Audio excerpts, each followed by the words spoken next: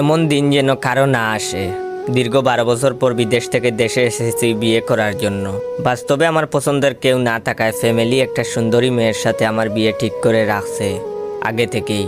তাতে আমার কোনো আপত্তি ছিল না।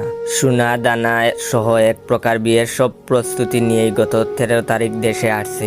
দেশে আসার পর দিন থেকেই দুই ফ্যামিলি বিয়ের আয়োজন করতে তাড়াহুড়া শুরু করে দিছে। এর মধ্যে আবার শ্বশুর বাড়ি থেকে আমাকে দাওয়াত দিছে বিয়ের আগে তাদের মেয়েকে একবার দেখে আসার জন্য। আব্বা আম্মা আর আমরা 3 জন গেলাম হবু বউকে দেখতে। তাদের বাড়িতে গেলাম। প্রথমে পরিচয় করিয়ে দেওয়া হলো হবু শ্বশুরের সাথে, তারপর শালার সাথে, তারপরে বউয়ের সাথে। বউ মাশাল্লাহ পরীর মতো, অল্প বয়সী সব মেয়েরাই সুন্দরী। অতঃপর পরিচয় করিয়ে দেওয়া হলো হবুর শাশুড়ির সাথে। এইখানেই ঘটল বিপত্তি।